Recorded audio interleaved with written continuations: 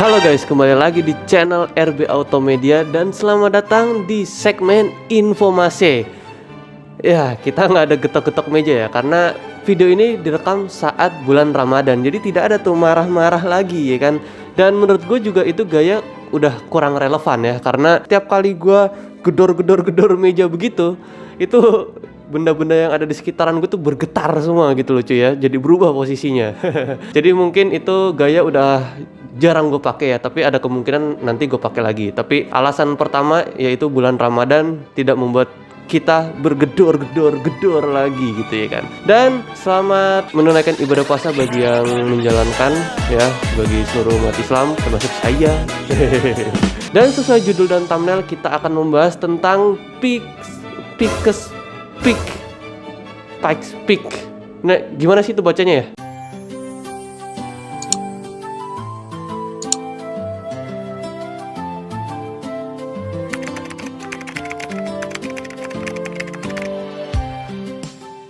Pikes Peak. Nah, kayak gitu ya. Pikes Peak ya. Di sini kita ngomonginnya Pikes Peak. Kali ini kita akan membahas Pikes Peak International Hill Climb, atau kalau disingkat PPIHC. Nah, ya kayak gitu. Jadi langsung aja kita ke videonya. Marhaban ya Ramadan, Ramadan ya balapan. Let's go.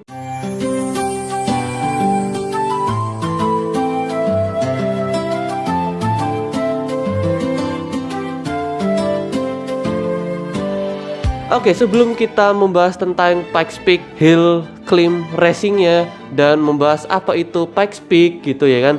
Jadi kita akan bahas dulu satu sosok orang yang penting banget di dalam sejarah Pikes Peak Hill Climb Racing ini guys. Jadi ini adalah Spencer Penrose. Spencer Penrose adalah seorang pengusaha dan dermawan di Amerika. Dia memperoleh kekayaannya dari penambangan, pemrosesan biji logam, real estate di Colorado, dan bisnis-bisnis lain di bagian barat Amerika Serikat. Setelah menamatkan kuliahnya di Harvard University, ambisinya adalah melakukan perjalanan ke barat dan berkarir dan menjadi pengusaha di sana, bukan sebagai dokter, pengacara, atau politikus seperti 6 saudara kandungnya yang lain. Ya, jadi Babang Spencer Penrose ini cukup gokil ya, dia lulusan dari Harvard University. Jadi emang bukan orang main-main lah. Selanjutnya, dia menetap dengan kekayaannya di Colorado Springs, Colorado, di mana dia dan rekannya Charles L. Todd membangun jalan menuju puncak Pikes Peak.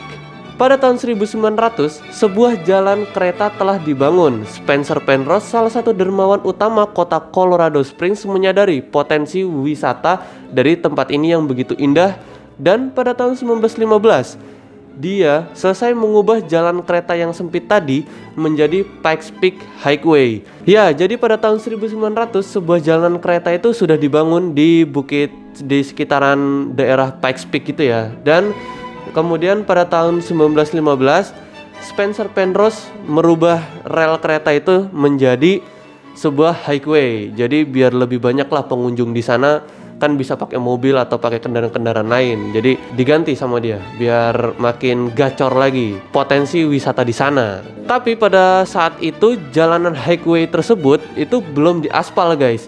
Pikes Peak baru diaspal pada tahun 2002 karena digugat masalah erosi lingkungan. Dan pada tahun 2011 semua jalanan telah selesai diaspal semuanya. Oke, sekarang kita balik lagi ke tahun 1916. Untuk mempublikasikan jalan barunya dan menarik pengunjung ke Hotel Broadmoor miliknya, dia membuat rencana sederhana, yaitu dengan menggelar balapan mobil ke puncak Pikes Peak. Ya, jadi kan kalau cuma sekedar bangun jalan tuh kan kayak biasa aja gitu. Apa menariknya bagi wisatawan untuk datang ke sana? Nah, daripada bingung-bingung gitu kan, dia itu kan juga punya minat dan tertarik pada dunia otomotif dan balapan. Jadi dia membuat acara balapan menuju Pikes Peak, menuju puncak dari bukit Pikes Peak gitu guys. Ya, cukup pintar sih.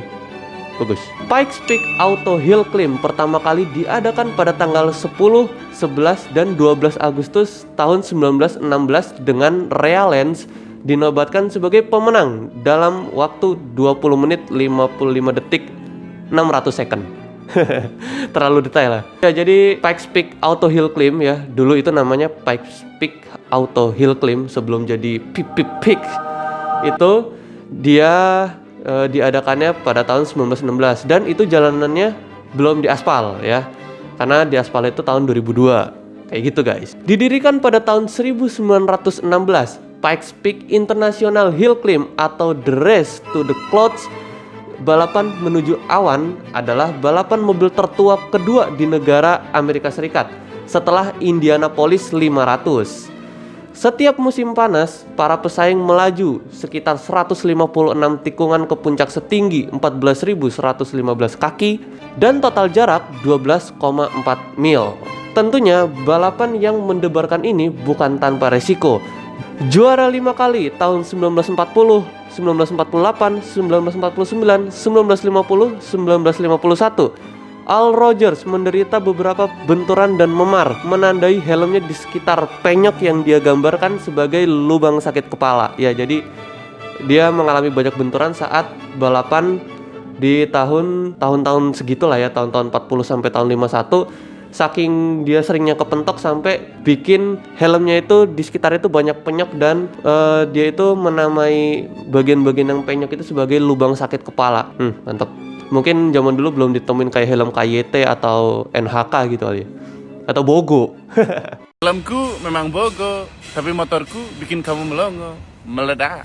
Selama lebih dari 1 abad, para pesaing, penggemar balapan, dan anggota media dari seluruh dunia telah berkumpul di Pikes Peak untuk merasakan dan menonton langsung dalam kompetisi mendaki bukit. Ya, jadi lebih dari 1 abad ya, sampai sekarang pun penggemar balapan, anggota media itu dari seluruh dunia nonton langsung karena untuk merasakan langsung adrenalin menonton balapan dan melihat secara langsung gitu ya. Kok ada ya orang yang mau balapan di bukit yang ini udah bukitnya tinggi, terus jalanannya itu ini menurut gue ekstrim banget ya, karena mobil dengan kecepatan tinggi ya kan balapan di jalanan di pinggir-pinggir bukit gitu. Aduh, ini serem banget sih.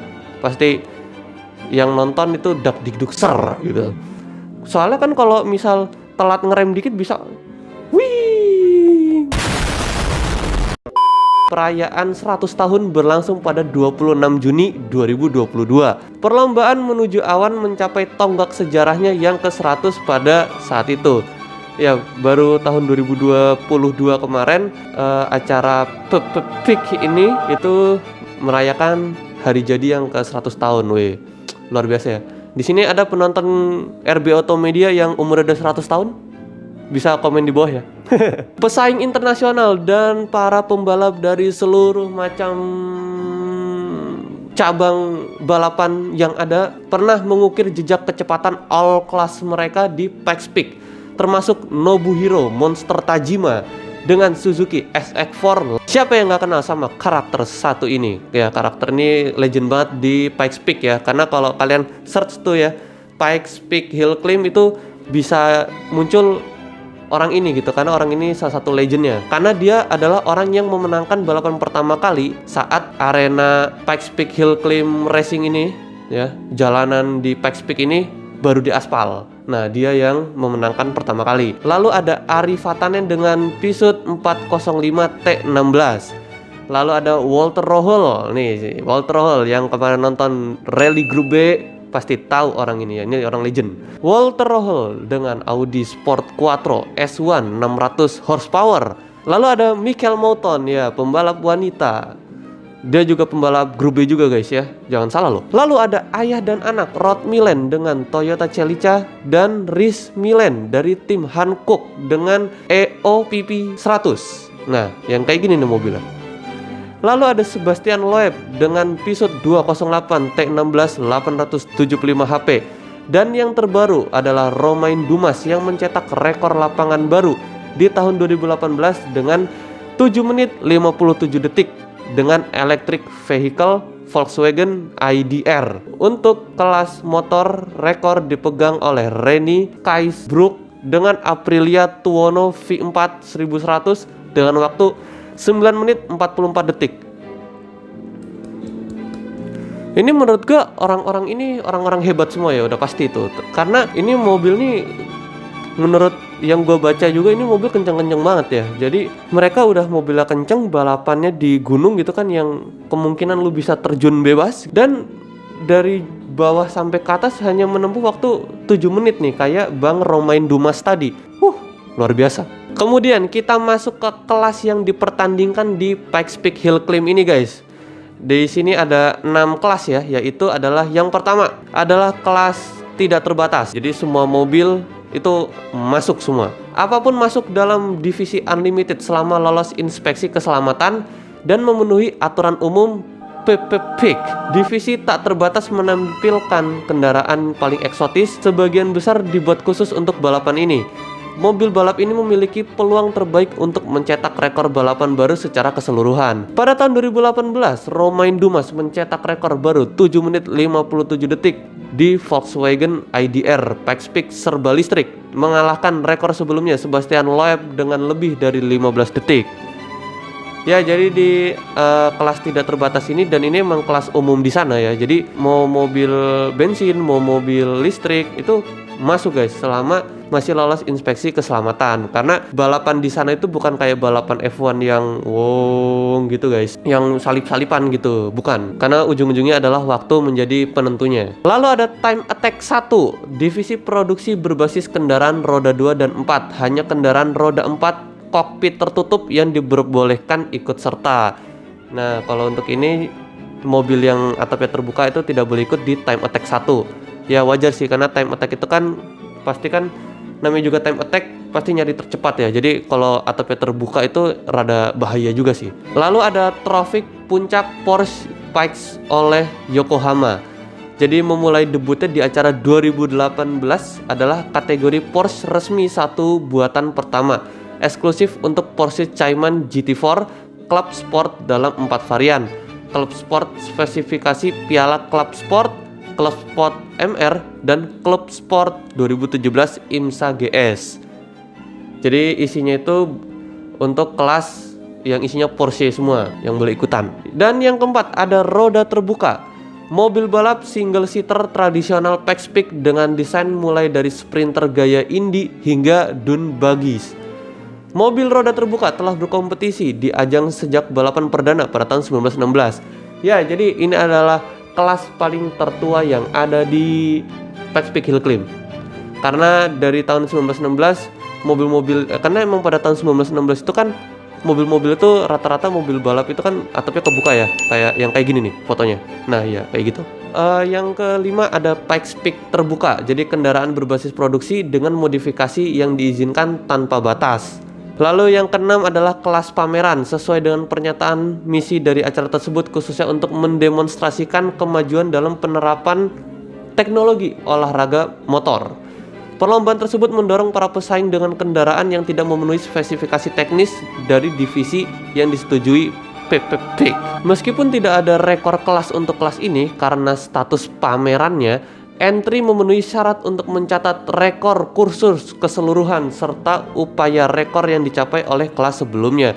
Jadi untuk di kelas pameran ini tidak ada siapa yang paling cepat di kelas pameran ya, tapi tidak menutup kemungkinan bahwa misal kalian ikut bermain di kelas pameran, misal kalian menjadi yang tercepat, kalian akan dicatat sebagai paling tercepat di seluruh kelas. Ya, seperti itu.